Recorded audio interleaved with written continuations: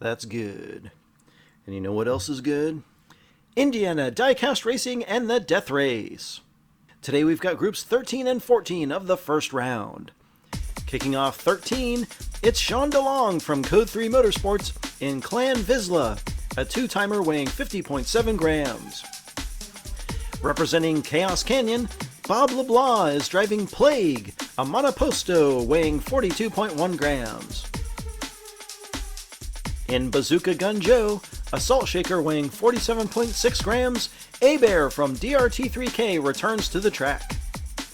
Finally, Recon from Booga Basement Customs is driving Kaboom, an Rickenstein weighing 43 grams.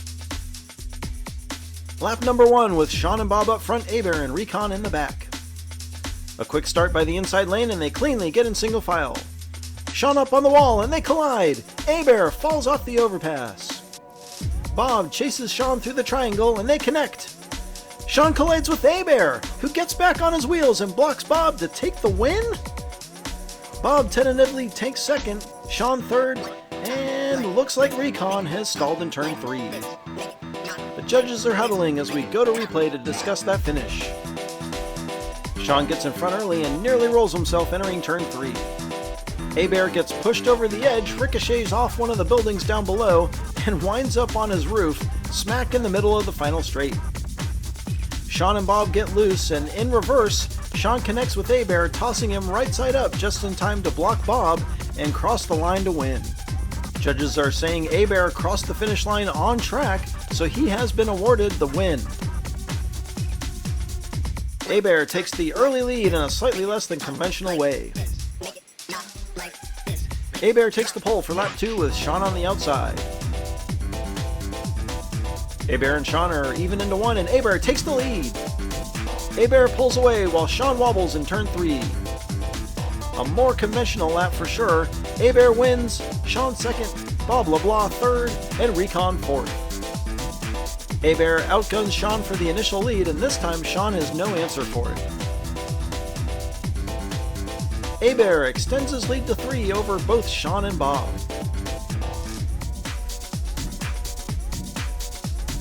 Recon starts from the pole, seriously in danger of an early elimination. A-Bear and Sean pull ahead again. Sean gets inside A-Bear and makes the pass in turn 3. Sean pulls away and will take lap 3. Recon and Bob LeBlanc come to a stop in the final turn and it's a double DNF.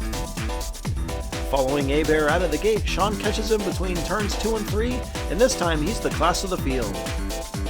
A-Bear's lead shrinks to 2, but he clinches round 2. Sean simply needs to finish the lap to follow him. Bob and Recon get the final advantage, and Bob needs to win while hoping for a Sean DNF. It's a close start and they stay neck and neck through turn 2. Bob jumps back, and Recon leads for the first time today. Ooh, Bob clips the terrain on the outside and he takes himself and A-Bear out.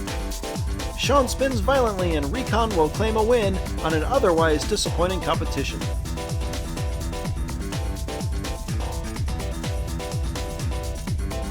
Going into turn 4, Group 13 is close together. Sean pushes Bob up the track and into the massive green wall, causing a huge collision that sends Bob and A-Bear off the track. Sean wins as the only driver to avoid the dreaded DNF. A-Bear will follow him to round 2. On to Group 14. Another driver from Arlo Racing, Mr. Devilish Dark is driving a classic Arlo Ford Thunderbird called Thrift Store Shopper weighing 47.5 grams. Piloting Car of Cthulhu, a Chevelle SS weighing 50 grams, it's the Queen. The third pony, like literal pony, to hit the track, Fluttershy is from Monster Motorsports driving the Stare, a 47.7 gram Draftinator. And rounding out Group 14, Legless Larry represents Funky Mother Chicken Racing in the Sturgeon Russ, a fish and chip weighing 50 grams. Mr. Devilish front right, the Queen front left, with Fluttershy and Larry in the back. Legless Larry way off pace and Mr. Devilish Dark spins his way out front. They spread out with Devilish going backwards and Larry is spun in the back. Lap 1 is Mr. Devilish Dark, the Queen, Fluttershy, and Legless Larry. Larry's gonna need to find his legs to keep up with the other drivers, and after a couple of chaotic turns, the group calms down and runs a clean lap. Points fall in starting order after 1.